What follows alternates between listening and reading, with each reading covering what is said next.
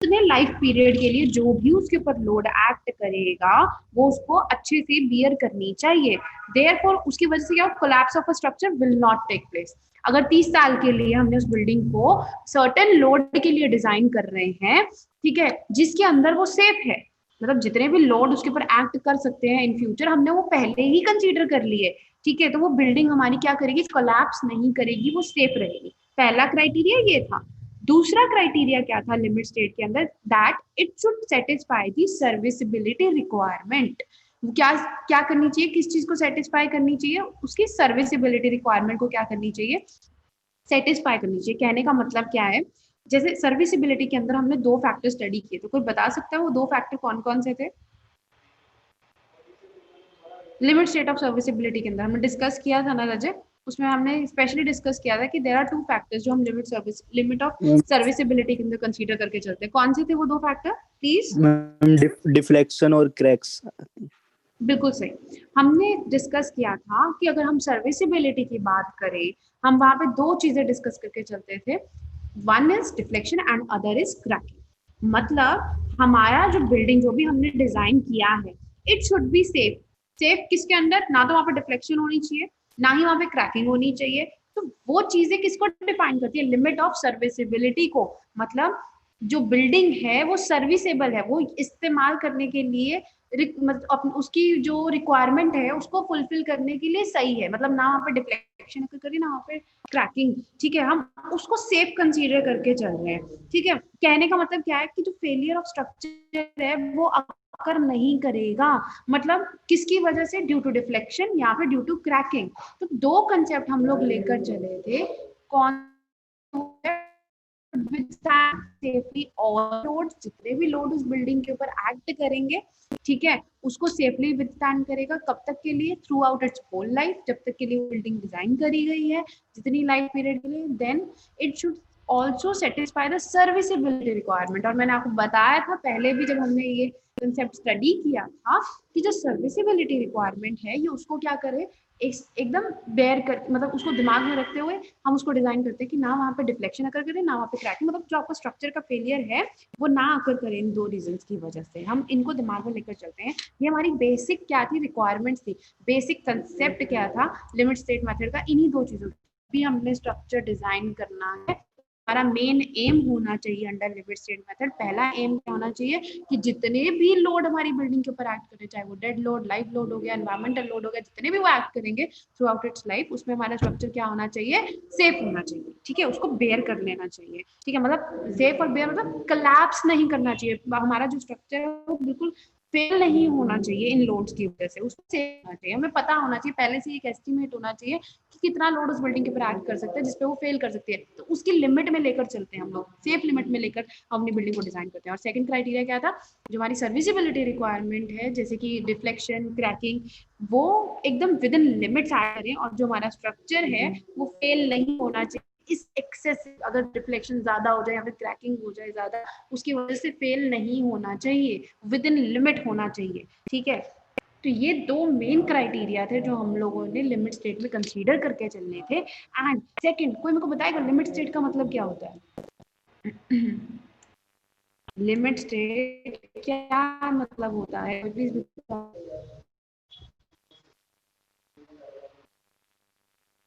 एक एक वो एक्सेप्टेबल वैल्यू होती है, एक वो कह सकते हो, एक वो लिमिटिंग या फिर एक वो क्रिटिकल वैल्यू होती है कि जिससे ज्यादा अगर लोड को बढ़ा दिया जाए, या जिस वैल्यू से ज्यादा अगर आपके डिफ्लेक्शन, क्रैकिंग ज्यादा अगर कर जाए तो आपका स्ट्रक्चर वुड कोलैप्स। तो हमें जब भी स्ट्रक्चर डिजाइन करना है एक सेफ लिमिट के अंदर, एक उसकी सर्विसिबिलिटी रिक्वायरमेंट जो भी वो फुलफिल करने के लिए बिल्डिंग को बनाया गया है, ठीक है, तो हमारे पास एक लिमिटिंग वैल्यू होती है जिसके अंदर हमारा स्ट्रक्चर क्या रहता है, सेफ रहता है, जिसको हम लोग क्या बोल देते हैं, द एक्सेप्टेबल लिमिट। कौन सी लिमिट, एक्सेप्टेबल लिमिट, ऐसी लिमिट जिसमें हमारा स्ट्रक्चर क्या रहेगा, सेफ रहेगा, सर्विसेबल रहेगा, उसमें फेलियर अकर नहीं करेगा, उस वैल्यू को हम लोग क्या बोल देते हैं, उस कंसीडरेशन लिमिट स्टेट बोल देते हैं। और हमने जब पिछली बार भी स्टडी किया था, हमने स्टडी किया था कि हमारे पास लिमिट स्टेट की जो बेसिक कंसिडरेशंस होती हैं इन डिजाइन, अगर हम बात करें कौन कौन सी होती है लिमिट स्टेट की, वैसे तो ये दो ही होती है main, limit state of collapse and limit state of serviceability. लेकिन कुछ अदर लिमिट्स भी हम लोग कंसीडर करके चलते हैं, वो भी जब डिस्कस करूंगी तो बताऊंगी। थोड़ा क्लियर नहीं होगा तो जो बोल रही हूँ प्लीज उसको ध्यान से सुनो, ठीक है? जो बोल रही हूँ उसको ध्यान से सुनो, ये इमेज शायद क्लियर नहीं दिखेगी, ठीक है? तो अगर मैं बात करूँ लिमिट स्टेट ऑफ कोलैप्स की या फिर अल्टीमेट लिमिट स्टेट की, लिमिट स्टेट ऑफ कोलैप्स को आपको मैंने बताया था, इसको हम लोग लिमिट स्टेट ऑफ कोलैप्स को हम लोग अल्टीमेट लिमिट स्टेट भी बोलते हैं। ये चीजें आपके साथ पहले डिस्कस हो चुकी है, जब हमने लिमिट स्टेट थोड़ा सा एक ब्रीफिंग करी थी ना, ये उसमें डिस्कस हुआ है। I hope you can recall it. ये बेसिक चीजें जो मेन डिस्कस नहीं हुआ है वो तो भी आगे मैंने शुरू करनी है। जो ये बेसिक चीजें ये डिस्कस कर चुके हैं कि लिमिट स्टेट के अंदर कौन कौन सी लिमिट्स कंसीडर करते हैं। पहली लिमिट स्टेट ऑफ कोलैप्स, दूसरी लिमिट स्टेट ऑफ सर्विसिबिलिटी, और कुछ अदर अदर लिमिट्स भी हमारे पास रहती हैं, अदर लिमिट स्टेट्स भी हमारे पास होते हैं। वो कौन कौन से होते हैं अभी डिस्कस करते हैं। अगर लिमिट स्टेट ऑफ कोलैप्स की बात करें, लिमिट स्टेट ऑफ कोलैप्स में हमारे पास कौन कौन सी कंसिडरेशन आती हैं हमारे डिजाइन के अंदर। पहला आता है limit state of collapse in flexure, ठीक है, मतलब बेंडिंग के अंदर अगर हम डिस्कस करें, अगर हम बात करें, then limit state of collapse in compression, depending upon forces, compression लग रही है, शियर फोर्स है, टॉर्जन है, कौन सी फोर्स लग रही है। तो इस तरह से हमारे पास जो बेसिक कोलैप्स, जिसमें मतलब अगर बात करें कोलैप्स में क्या है कि ये वो लिमिट स्टेट है जो सेफ्टी रिक्वायरमेंट की वो लिमिट स्टेट है जिसमें हमारा जो स्ट्रक्चर क्या होता है कि एज अ होल पार्ट या तो वो कोलैप्स कर जाएगा, पूरी तरह से कोलैप्स कर जाएगा as a complete structure. Limit state है जिसके अंदर वो पूरा ओवरऑल कर जाता है, ठीक है, वो हमारे पास limit state of, limit state of shear, limit state of torsion, या फिर लिमिट स्टेट ऑफ फ्लेक्चर, मतलब अंडर अंडर अगर बेंडिंग की बात करें, ठीक है। एंड अगर फर्दर, एक minute,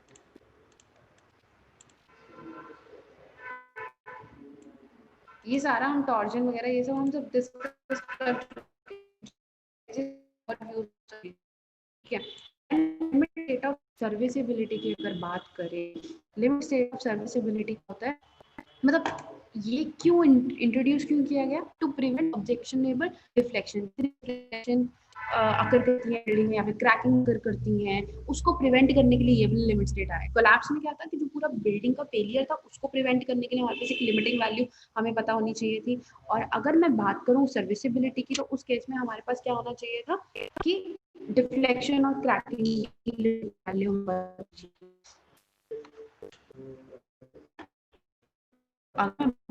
limit state of serviceability की, तो लिमिट स्टेट ऑफ सर्विसिबिलिटी के अंदर हमारे पास दो दो आती हैं, limit state of deflection and limit state of collapse. अगर मैं बात करूं लिमिट स्टेट ऑफ डिफ्लेक्शन की, ये कोलैप्स नहीं है, ये क्रैकिंग है, इसको कट कर देना, यहाँ पे क्रैकिंग आएगा, limit state of deflection and limit state of cracking.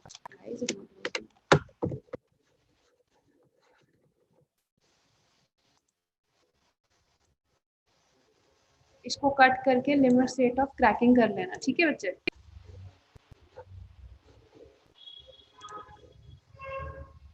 This limit state of deflection and limit state of cracking, यहाँ पे कर देना इसको चेंज। तो लिमिट ऑफ सर्विसिबिलिटी के अंदर हम दो पॉइंट्स कंसीडर करके चलते हैं लिमिट स्टेट के अंदर, सर्विसिबिलिटी के अंदर, एक डिफ्लेक्शन का और एक क्रैकिंग का। मैंने आपको बहुत ही अच्छे ढंग से इसका डायग्राम के थ्रू बताया था कि क्रैकिंग और डिफ्लेक्शन का था, ठीक है। तो मैं नहीं कराऊंगी, अब हम आगे मूव एटलीस्ट उतना करके आना, क्योंकि ये मैं अभी जल्दी जल्दी में जस्ट गो थ्रू करूँ, क्योंकि आगे हमने फ्लेक्चर का कंसेप्ट शुरू करना है, ठीक है। अब अगर कि क्या है लिमिट का जो कंडीशंस के अंदर, मतलब हमारे पास एक सर्टेन एक्सेप्टेबल लिमिट्स होनी चाहिए, जो हमारी बिल्डिंग है शुड नॉट फेल, उसका जो मेंबर्स है should not fail under excessive deflection, मतलब उसके अंदर डिफ्लेक्शन, मतलब उसके नीचे डिफ्लेक्शन वाले अगर लोड पे ऐड करें तो वो डिफ्लेक्ट नहीं होनी चाहिए। अगर हम एक बीम बात करें अपनी एक्सियल पोजीशन से नीचे डाउनवर्ड डायरेक्शन में, ज्यादा डिफ्लेक्ट नहीं होनी चाहिए, क्योंकि उसकी वजह से अगर कौन कौन से एडवर्स इफेक्ट आ जाएंगे, अगर बिल्डिंग अगर डिफ्लेक्शन ज्यादा अगर करेगी तो कुछ सर्टेन एडवर्स इफेक्ट आते हैं, जैसे कि लैक ऑफ सेफ्टी, बिल्डिंग हमारी सेफ नहीं रहेगी, एस्थेटिक व्यू, मतलब अगर कुछ हल्का सा भी कहीं से बेंड हो रहा है या फिर हल्का सा भी कहीं पर डिफ्लेक्ट हो रही है वैल्यू, तो उसका जो एस्थेटिक व्यू जिस तरह से वो पहले दिखती थी वो वैसी नहीं रहती है, तो वो स्पॉइल हो जाता है, जो उसका जो जिस तरह से वो दिखती है वो स्पॉइल हो जाता है। Then it creates bonding of water on the roof slab. अगर हमारी छत है, अगर वो हल्की सी डिफ्लेक्ट हो जाती है नीचे, मतलब पहले वो बिल्कुल ऐसे फ्लैट थी, ठीक है, अगर हमारी जो छत है वो ऐसे हल्की सी फ्लैट हो जाती है, तो हमें पॉन्डिंग ऑफ वाटर हो जाती है। वो किसकी वजह से? डिफ्लेक्शन, क्योंकि वो अपनी एक्चुअल पोजीशन से नीचे वो क्या कर गई है, डिफ्लेक्ट कर गई है, वहां पे पॉन्डिंग ऑफ वाटर हो जाता है। तो ये डिफ्लेक्शन, मैं आपको ये जो बता रही हूँ एडवर्स इफेक्ट बता रही हूँ डिफ्लेक्शन की वजह से जो आते हैं, ठीक है। या फिर क्या हो जाएगा, आपका जो डिफॉर्मेशन ऑफ डोर हो सकती है, विंडो फ्रेम्स की डिफॉर्मेशन हो सकती है, क्योंकि यहाँ पे भी हल्का सा डिफ्लेक्ट हो गया, मतलब ओरिजिनल पोजीशन से कहीं पे वो डाउनवर्ड डायरेक्शन में डिफ्लेक्ट कर गया, ठीक है, उसकी वजह से उसकी एस्थेटिक अपीयरेंस खराब हो गई, ठीक है। And it leads to separation of plaster, plaster भी मतलब सेपरेट होने लग जाता है, ठीक है। क्रैकिंग ऑफ फ्लोर हो सकती है, मतलब आपका जो मटेरियल जो पहले एकदम फिनिशिंग से लगा था उसकी उसकी अपीयरेंस खराब होती है। ये सारी चीजें किसमें आ गई, डिफ्लेक्शन में। लेकिन अगर मैं बात करूँ क्रैकिंग में, अगेन क्रैकिंग में भी एक्सेसिव क्रैकिंग से भी हमारा सर्विसिबिलिटी रिक्वायरमेंट फुलफिल नहीं करता है, ठीक है।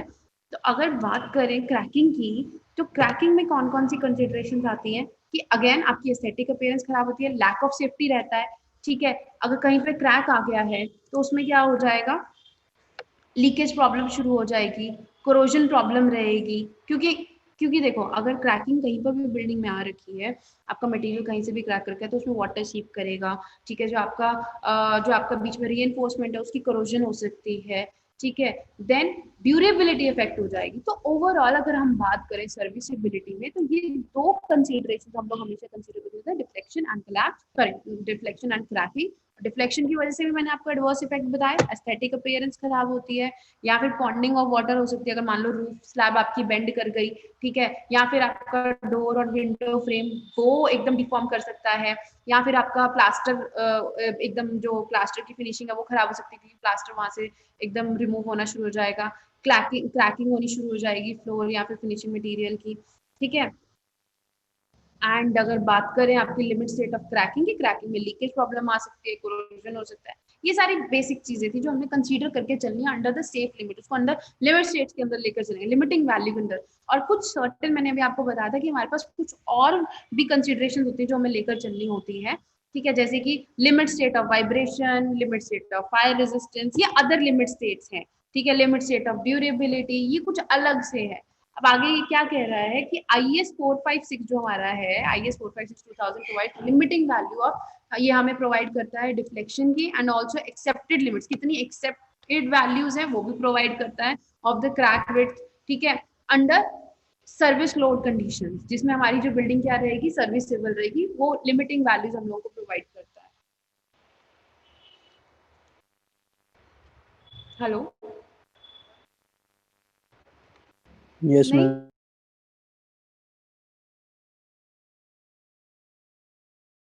मैंने कर दिया सर।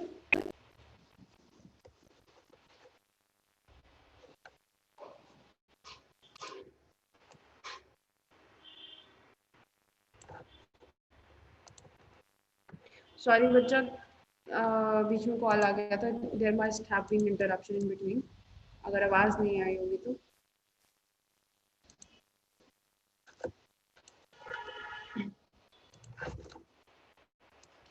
नेक्स्ट अगर फर्दर बात करें कि हमने पहले मतलब क्या चलते हैं, हमने पहले भी डिस्कस किया था, आपको बताया था कि हम लोग कंसीडर करते हैं लोग, ये सारी चीजें आप स्टडी कर चुके हो, ठीक है। एंड देन अगर बात करें कि करेक्टरिस्टिक स्ट्रेंथ का मतलब क्या होता है, कोई बताएगा? हमने पहले भी ये वाला टॉपिक किया हुआ है, कोई बताएगा? अगर हम करेक्टरिस्टिक स्ट्रेंथ कंसीडर करके चल रहे थे इन टर्म्स ऑफ कंक्रीट, तो वो क्या होती थी? Can anyone explain?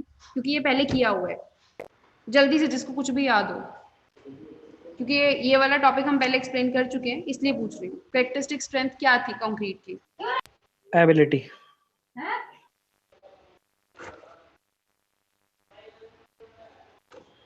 M ma'am I compressive audible? Strength, compressive strength 28 दिन तक जो होती है उसकी देखते हैं हम, 150 mm³ की वही होती है ma'am characteristic strength of concrete.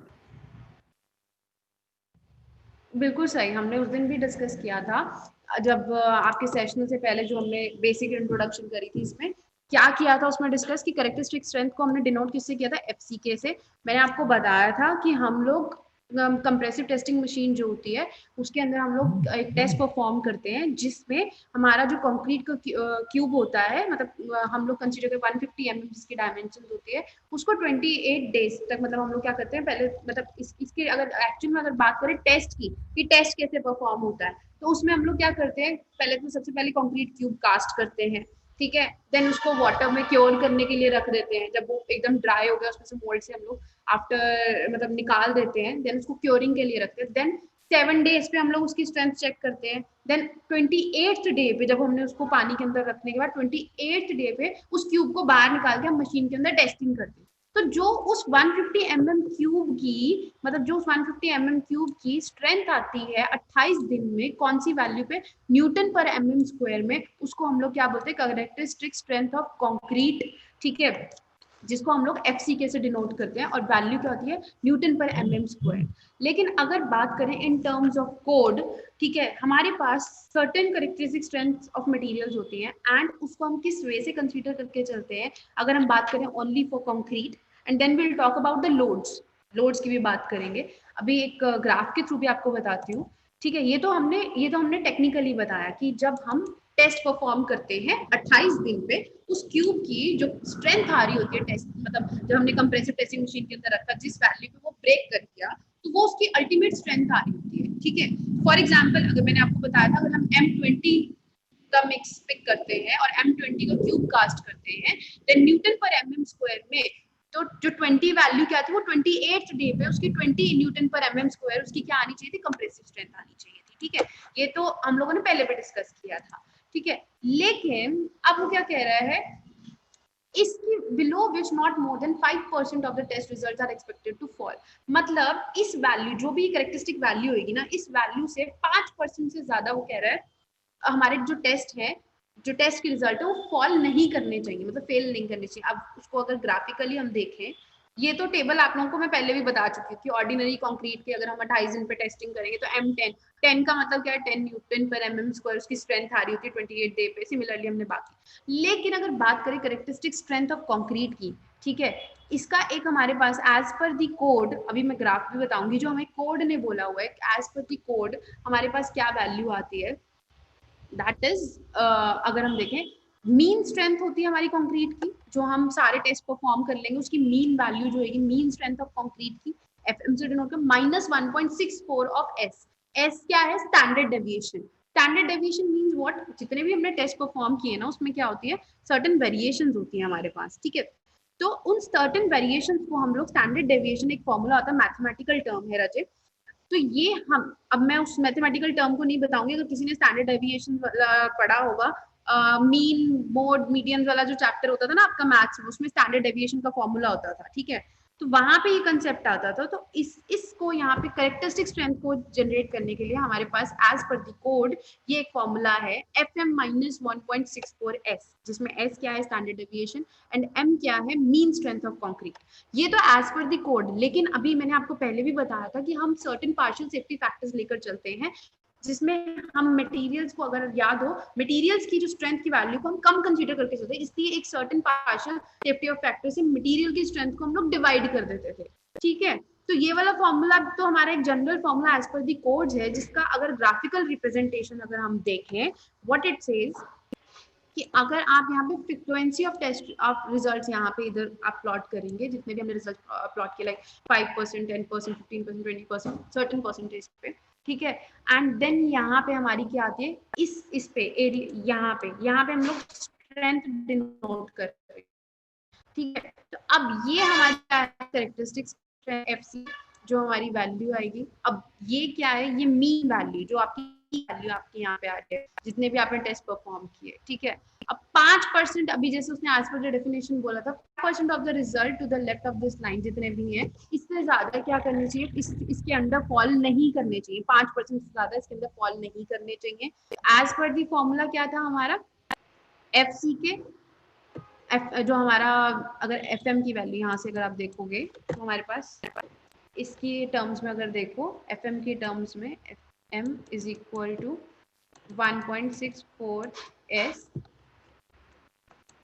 Plus FCK, ठीक है, क्योंकि यहाँ पे इतनी ये वाली इसकी करेक्टरिस्टिक वैल्यू है, ठीक है। यहाँ पे इससे ज्यादा हमारे क्या नहीं फॉल नहीं करने चाहिए टेस्ट, ठीक है। और एस क्या है, स्टैंडर्ड डेविएशन वैल्यू हो गई हमारे पास। ये एक ग्राफिकल रिप्रेजेंटेशन थी frequency distribution of curve for strength के लिए। सिमिलरली अगर हम बात करते हैं आपके स्टील की, ठीक है, जो आप रीइंफोर्समेंट के लिए यूटिलाइज कर रहे हैं, एक मिनट,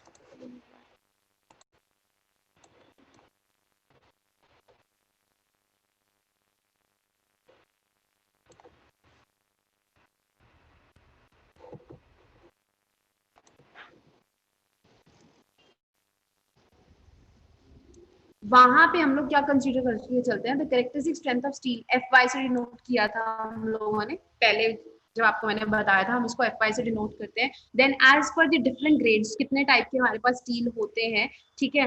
जैसे कि माइल्ड स्टील को हम Fe250 से डिनोट करते हैं इस ग्रेड को, ठीक है। ये सब हम पहले भी डिस्कस कर चुके हैं, just giving you a brief, ठीक है। Fe15 को मतलब HYSD के अंदर जो हम क्लासिफाई करते थे, हमारे पास TFT होते हैं।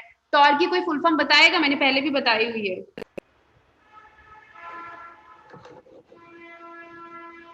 अभी आपकी मल्टीपल चॉइस क्वेश्चन में भी आया हुआ था, कोई बताएगा?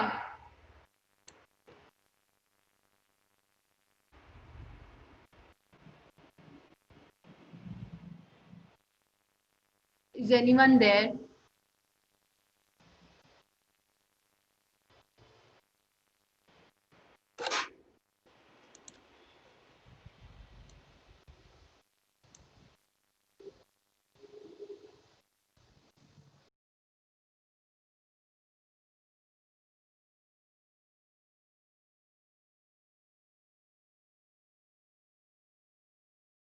कर चुके हैं, that's why I am asking what is tor, कोई बताएगा?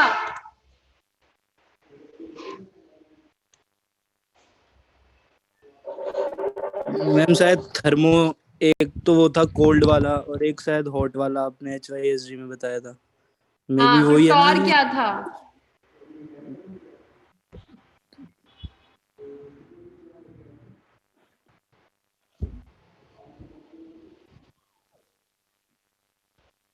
फुल फॉर्म क्या थी टॉर की? ट्विस्टेड और स्टील reinforcement, क्या था? twisted or reinforcement. No doubt ये CTD के लिए स्टैंड करता है, कोल्ड ट्विस्टेड डिफॉर्म स्टील के लिए स्टैंड करता है, नो डाउट। लेकिन मैंने आपको बताया था कि जो हमारे कोल्ड ट्विस्टेड डिफॉर्म स्टील थे, ये एक सर्टेन टैग नेम के अंदर एकदम एक्सपैंड हुए थे। कौन सी कंपनी का नाम था ये? टॉरिस्टिक स्टील कॉर्पोरेशन ऑफ, मैंने आपको बताया। और आप लोगों के मल्टीपल चॉइस में क्वेश्चन भी डाला हुआ था।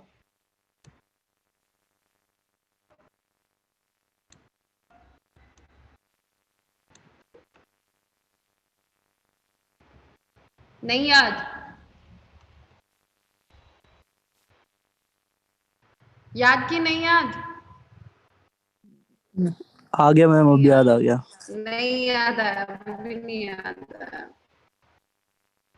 चलिए, अगर करेक्टरिस्टिक लोड्स की बात करें, जो करेक्टरिस्टिक लोड हमारी बिल्डिंग्स में ऐड करते हैं, ये वो वैल्यू ऑफ लोड होता है जो कि मतलब इसकी 95% प्रोबेबिलिटी होती है कि इससे ज्यादा लोड हमारी बिल्डिंग के ऊपर, जितना उसका लाइफ स्पैन है, वो नहीं अकर करेंगे इससे ज्यादा। तो अगर इसको ग्राफिकली रिप्रेजेंटेशन में देखें हम लोग, अगर हम इसका फ्रीक्वेंसी डिस्ट्रीब्यूशन चार्ट पे देखें, तो इसका कहने का मतलब क्या है कि अगर हमने यहाँ पे ये लोड को प्लॉट किया, यहाँ पे फ्रीक्वेंसी ऑफ रिजल्ट्स को प्लॉट किया, तो जो हमारा एक सर्टेन मीन लोड और 1.64 एस ये हमारा स्टैंडर्ड डेविएशन वैल्यू के टाइम से हम लेकर चलते हैं। जो करेक्टरिस्टिक लोड है वो किसके बराबर होता है? ठीक है, mean load plus 1.64 of S. S क्या है? स्टैंडर्ड डेविएशन, मतलब कितनी वैल्यू हमारी वेरी कर रही होती है, ठीक है, जब हम testing, as per the testing.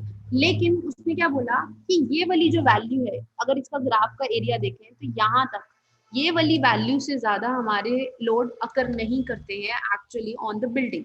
तो ये हम एक डिस्ट्रीब्यूशन कर्व पे शो कर रहे हैं, ठीक है। तो मतलब इस 5% एरिया, मतलब ये जो इसका कर्व का 5% एरिया शो किया हुआ है, मतलब इससे ज्यादा जो लोड हमारी बिल्डिंग्स पे एक्ट करेगा, मैक्सिमम लोड बस इस वैल्यू तक एक्ट करेगा, इससे ज्यादा जो 5% एरिया में है उससे ज्यादा वैल्यू पे नहीं एक्ट करेगा। तो कहने का मतलब क्या है, जो अगर हम कैरेक्टरिस्टिक लोड की बात करें तो जो मीन वैल्यू, जो हाईएस्ट हमारी एक्ट कर रही है, ठीक है, जो मीन वैल्यू, हम लोड को, मैंने आपको पहले ही बताया, हम जब भी लोड को कंसीडर करके चलते हैं, हम हमेशा ज्यादा वैल्यू कंसीडर करके, हम एज्यूम करके चलते हैं कि जो भी हम बिल्डिंग डिजाइन कर रहे हैं, एज्यूम करके चलते हैं let it be safe for the more load. और मैंने पहले भी बताया था कि अगर हम मटेरियल की बात करते हैं, चाहे वो स्टील हो चाहे वो कंक्रीट हो, उस केसेस में हम लोग एज्यूम करके चलते हैं कि मटेरियल की स्ट्रेंथ को कम लेकर चलो, की वैल्यू को ज्यादा लेकर चलते हैं, ठीक है। एंड अगर फर्दर बात करें तो यहाँ पे लोड की बात करें तो ये 1.64 of S as per the code अगर बात करें तो ये हम लोग करेक्टरिस्टिक लोड की बात कर रहे हैं, मटेरियल में कम लेकर चलते हैं, ठीक है। ये तो रहा एज पर दी कोड, ये आपका ये वाला जितना भी मैंने बताया, ये आपका कोड में IS 456 में पेज 67 पे आपको ये सारा डाटा मिल जाएगा, एज इट इज यही लिखा हुआ है उसमें, ठीक है। इसकी एक्सप्लेनेशन जस्ट एक जनरल एक्सप्लेनेशन। नाउ अगर हम प्रैक्टिकल टर्म्स की बात करें, ये जो फ्रीक्वेंसी डिस्ट्रीब्यूशन कर्व थी, ये on the basis of experience and on the basis of testing material की एंड जो हमारी बिल्डिंग जितनी भी डिजाइन हुई उनके बेस के ऊपर था ये सारा, ठीक है। देन अगर बात करें हम एक्चुअल में जो हम कंसीडर करके चलते हैं डिजाइन वगैरह के लिए, पार्शियल सेफ्टी फैक्टर्स लेकर चलते हैं, जो हमने जैसे हमने पहले जितने भी वर्किंग स्ट्रेस में भी डिस्कस किया था, और आपके फर्स्ट और सेकंड चैप्टर में जैसे डिस्कस किया था कि पार्शियल सेफ्टी फैक्टर क्या होते हैं। दो फैक्टर्स हम लोगों ने कंसीडर किए थे, अगर याद हो आप लोगों को तो, कि कौन कौन से थे वो दो फैक्टर्स। एक तो आपका था मटेरियल्स के लिए और दूसरा आपका था लोड के लिए। और मैंने आपको पहले भी बताया था कि जब भी हम मटेरियल्स को कंसीडर करके चलते हैं, जो भी पार्शियल ऑफ सेफ्टी फैक्टर होगा, चाहे वो कंक्रीट के लिए चाहे वो स्टील के लिए, तो जो हमारी एक्चुअल स्ट्रेंथ थी हम उसको डिवाइड करके चलते थे। क्यों डिवाइड करते थे? क्योंकि हम जब भी डिजाइन के लिए कंसीडर करेंगे, हम मटेरियल को कम स्ट्रेंथ लेकर कंसीडर करके डिजाइन करते थे। लेकिन अगर लोड की बात करें, फॉर एग्जाम्पल, एक जस्ट एग्जाम्पल दे रही हूँ कि अगर 2000 न्यूटन अगर एक लोड एक्ट कर रहा है, हम उसको सिर्फ 2000 के लिए डिजाइन नहीं लेकर करके चलेंगे, क्योंकि हम बिल्डिंग के अंदर वेरियस एस्पेक्ट्स हैं। डेड लोड भी एक्ट करेगा, लाइट लोड भी एक्ट करेगा, इम्पैक्ट लोड भी एक्ट करेगा, एनवायरमेंटल लोड भी एक्ट करेगा। हम चाहते हैं हम उसको थोड़ा सा ज्यादा कंसीडर करके चले और फिर अपनी बिल्डिंग को डिजाइन करें। क्यों? क्योंकि अगर ज्यादा लोड के लिए बिल्डिंग को डिजाइन करके चलोगे तो हमारी बिल्डिंग ऑटोमेटिक रहेगी, सेफ रहेगी। लेकिन अगर मटेरियल को आप पहले ही ज्यादा स्ट्रेंथ लेकर, आपका मटेरियल को हम कम कंसीडर करके चलते हैं, कम स्ट्रेंथ कंसीडर करके चलते हैं कि वो शायद एक सर्टेन वैल्यू पे फेल कर जाएगा, लेकिन जो एक्चुअल वैल्यू से कम लेकर चलते हैं। एंड अगर हम बात करें लोड की, तो हम लोड को ज्यादा कंसीडर करके चलते हैं। अब वही इसने फॉर्मूला के फॉर्म में बताया हुआ है, हमने पहले भी जब किया था। कोई मेरे को याद करके बताएगा कि मटेरियल्स के लिए लिमिट स्टेट मेथड के अंदर पार्शियल सेफ्टी फैक्टर क्या था उसका, कंक्रीट का और स्टील का? कोई प्लीज बताएगा, याद हो तो किसी को। Not in terms of working stress method, limit state में। वर्किंग स्ट्रेस का नहीं पूछ रही हूँ, लिमिट स्टेट की बात कर रही हूँ। क्या था पार्शियल सेफ्टी फैक्टर, वैल्यू क्या थी? कंक्रीट की 1.5 थी मैम। कंक्रीट की 1.5 थी एग्जैक्टली, और स्टील की 1.15। करेक्ट। और मैंने शायद ये भी बताया था कि कंक्रीट की वैल्यू क्यों ज्यादा लेते हैं और स्टील की कम क्यों लेते हैं। Yes ma'am. क्या बताया था रीजन? मैम रीजन ये है कि कंक्रीट के अंदर बहुत वेरिएशन आती है, वो साइड पे प्रिपेयर होता है, और जो स्टील होता है वो इंडस्ट्रियल फैक्ट्री में प्रिपेयर होता है। तो अगर स्टील इंडस्ट्री फैक्ट्री में प्रिपेयर होगा तो उसमें कोई वेरिएशन के चेंजेस नहीं आएंगे, और जो कंक्रीट है उसको बेसिकली कंक्रीट की जो स्ट्रेंथ होती है वो बहुत ज्यादा वेरिएशन शो करती है, ठीक है, ये बताया था। यस। जो हम टेस्ट रिजल्ट प्रिपेयर करते हैं, एंड मोर ओवर जो हम टेस्ट करते हैं वो हम क्यूब के ऊपर करते हैं, राइट? वो किसके ऊपर करते हैं? अगर कंप्रेसिव स्ट्रेंथ जो हम 20 डेज के ऊपर स्ट्रेंथ निकाल रहे होते थे, वो हम किसके ऊपर निकाल रहे होते थे? क्यूब के ऊपर करते हैं ना टेस्टिंग, है ना? तो लेकिन जो एक्चुअल में जो हमारा साइट में यूज होती है वो क्या होता है? वो बिल्कुल टोटली डिफरेंट। वो क्या होगा? एक पूरा स्ट्रक्चर होगा। हम ये तो नहीं मान सकते ना एक पूरा स्ट्रक्चर को हम सिर्फ एक कंक्रीट के बेस पे लेकर नहीं चलते, ठीक है। हमारा जो कंक्रीट की स्ट्रेंथ होती है वो बहुत ज्यादा वेरिएशन शो करती है in terms of test result को और प्रॉपर एक्चुअल कंसीडरेशन, अगर एक्चुअल कंडीशन से हम लोग उसको कंपेयर करें तो, ठीक है। लेकिन अगर हम बात करें स्टील की, जो स्टील के अंदर वेरिएशंस होती हैं वो बहुत ही क्या होती है, मतलब एक लिमिट फॉर्म में रहती हैं, ठीक है, मतलब इन कंपैरिजन टू कंक्रीट अगर बात करें, क्योंकि स्टील जो है आपका प्रॉपर्ली फैब्रिकेटेड है इंडस्ट्रीज वगैरह में, वहां पे क्या होता है बेटर वर्कमैनशिप होती है, और जो हमारा कंक्रीट का जो हम प्रिपेयर करते हैं वो ऑन साइट करते हैं, इसीलिए हम लोग जो value partial of safety factor की जो वैल्यू लेकर चलते हैं कंक्रीट के लिए ज्यादा लेकर चलते हैं और मटेरियल और उसके लिए स्टील के लिए कम लेकर चलते हैं, ठीक है। वही अब इन्होंने फॉर्मूला की फॉर्म में हमें बताया, उस टाइम तो मैंने आपको वर्बली बता दिया था ना जब हम न्यूमेरिकल कर रहे थे कि आपको मतलब डिवाइड करना है, लेकिन अब वही इन्होंने फॉर्मूला की फॉर्म में, अगर आपसे पूछ लिया जाता है कि partial safety factor for strength of material, जिसको हम गामा एम से डिनोट करते हैं, what is this, gamma M से डिनोट करते हैं, ठीक है, फॉर स्ट्रेंथ ऑफ मटेरियल। अब अगर इसको कंपेयर करके चलेंगे, देखो ये चीज अभी आपने फानिश ने एग्जैक्टली बिल्कुल सही बताया था कि हम कंक्रीट के लिए वैल्यू लेकर चलते हैं 1.5 और स्टील और लेकिन हम लिमिट स्टेट ऑफ सर्विसिबिलिटी की बात करेंगे उसमें अंडर डिफ्लेक्शन हमारा जो फैक्टर रहेगा that is 1 for concrete and 1 for steel, लेकिन क्रैकिंग की बात करेंगे तो कंक्रीट का 1.3 रहेगा एंड स्टील का 1 रहेगा, ठीक है, एज पर दी कोड्स। अब वही यहाँ पे पूछा होता है कि why gamma M has higher value for concrete than the steel, वो रीजन हमने अभी डिस्कस किया है, that is exactly the reason. तो मैं अभी दोबारा इस पे नहीं करूंगी, ये आपको जब सेंड करूंगी you should go through it, जो भी डिस्कस किया वही एग्जैक्टली इसमें लिखा हुआ है। क्या लिखा हुआ है कि कंक्रीट का 1.5 होता है, स्टील का 1.15 होता है। क्यों अडॉप्ट करते हैं ऐसे, because there are more chances of variation of strength of concrete, क्योंकि स्ट्रेंथ ऑफ कंक्रीट में बहुत ज्यादा वेरिएशन रहती है फ्रॉम द टेस्ट रिजल्ट, क्योंकि टेस्ट रिजल्ट पहला चीज टेस्ट रिजल्ट सिर्फ एक क्यूब पे किया जाता है, ठीक है, एंड और अगर बात करो आप एक्चुअल में जो साइट पे यूज कर रहे होते हो इन टर्म्स ऑफ बीम और आपकी उसमें डायमेंशन वेरी करते हैं, ठीक है, तो आप एक कंक्रीट के क्यूब जो कि सिर्फ 150 mm उसके लिए टेस्टिंग कर रहे हैं, एंड फर्दर अब जब आप करते हो टेस्टिंग, अब उसमें क्या होता है कंपैक्शन वेरी कर सकती है, क्योरिंग वेरी कर सकती है ऑन साइट, मतलब इंग्रेडिएंट्स की प्रॉपर्टीज वेरी कर सकती है, कांट बी आइडियल, ठीक है, वेयर एज अगर मैं कंपेयर करूं स्टील को, प्रॉपर्टीज ऑफ स्टील को, ठीक है, वो ज्यादा लेस वेरिएंट होती है, क्योंकि ये बिग इंडस्ट्रीज में इसको क्या किया जाता है, फैब्रिकेट किया जाता है, बेटर वर्कमैनशिप होती है और अंडर बेटर क्वालिटी होता है, ठीक है, तो इसीलिए हम लोग स्टील की वैल्यू को क्या लेकर चलते हैं, कम लेकर चलते हैं। अब एक मिनट इसमें, हाँ, अगर इसको यूटिलाइज करना हो इस फॉर्मूला को, तो how you will utilize it design values के टर्म में, पार्शियल सेफ्टी फैक्टर जो ये तो चलो अभी हमने पार्शियल सेफ्टी फैक्टर, चलो आगे आ ही रहा है वो टॉपिक, उसी में डिस्कस करते हैं, डिजाइन वैल्यूज का अलग से है टॉपिक, तो पार्शियल सेफ्टी फैक्टर्स याद रखना अभी पहले फिलहाल। अब अगर मैं बात करूं पार्शियल लोड्स के लिए वैल्यूज को हम मल्टीप्लाई करते हैं, क्योंकि हम चाहते हैं कि हमारा जो स्ट्रक्चर है वो ज्यादा लोड के लिए सेफ रहे, इसलिए हम जब लोड कंसीडर करेंगे अंडर डिजाइन तो हम उनको इन फैक्टर से मल्टीप्लाई करेंगे। फॉर एग्जांपल अगर लोड का combination dead load plus live load है, ठीक है, तो लिमिट स्टेट ऑफ कोलैप्स की बात करें तो 1.5 रहेगा डेड लोड में और 1.5 रहेगा लाइव लोड में, ठीक है, और अगर लिमिट स्टेट ऑफ सर्विसिबिलिटी का क्राइटेरिया लेकर चल रहे हैं तो 1-on-1 रहेगा, ठीक है।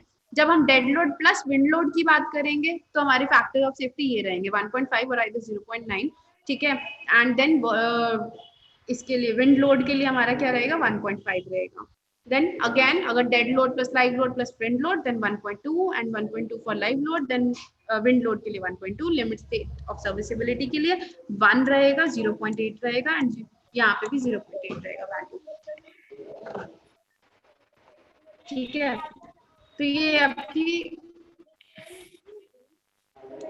हाँ, ये जो 0.9 आपको यहाँ पे लिखा हुआ है नोट में कि 0.9 वैल्यू कहाँ पे यूज करनी है, the value is to be consider when stability against overturning और स्ट्रेस रिवर्सल इज क्रिटिकल, जहाँ पे मतलब आपका ओवरटर्निंग का केस जो रहेगा वो क्रिटिकल रहेगा, वहाँ पे आपको 0.9 वैल्यू लेकर चलनी है, ठीक है। अब नाउ डिजाइन वैल्यूज में इसको कैसे यूटिलाइज करना है इन पार्शियल सेफ्टी फैक्टर को, अभी हमने गामा एम की फॉर्म में, अगर हम स्ट्रेंथ ऑफ मटेरियल कंसीडर करें, ये आपका पेज नंबर 68 है पेज कोड का, उसके ऊपर ये सारा कुछ लिखा हुआ है, याद रख लेना, page number 68 of the code. अब वो क्या कहता है कि अगर आपको डिजाइन करना है अपना स्ट्रक्चर तो आपको मटेरियल की जो स्ट्रेंथ कंसीडर करनी है फॉर द डिजाइन, उसको हम डिनोट कर देते हैं FT से, ठीक है। और अगर हमें कैरेक्टरिस्टिक जो कि हम FC के कंक्रीट की टर्म्स में लेकर चल रहे हैं या फिर FY लेकर चल रहे हैं स्टील की टर्म में, ठीक है, तो वहां पे मैंने आपको बताया था हमेशा मटेरियल की स्ट्रेंथ को कम एज्यूम करके चलते हैं, इसलिए हम लोग यहाँ पे क्या करते हैं, डिवाइड करते हैं। अब गामा एम क्या है, पार्शियल सेफ्टी फैक्टर, जब भी हमने ऊपर स्टडी किया कंक्रीट और स्टील के लिए। तो अगर आपसे पूछा जाता है what are the design value for the strength of materials, then you have to define this formula and to define कि गामा एम क्या है इन टर्म्स ऑफ, अगर हम बात कर रहे हैं स्टील की तो क्या होएगी वैल्यूज, और अगर हम बात कर रहे हैं कंक्रीट तो क्या होंगी वैल्यूज। तो आपको ये पता होना चाहिए, ठीक है। अगर मैं बात करूं डिजाइन वैल्यू, हाँ जी बोलिए।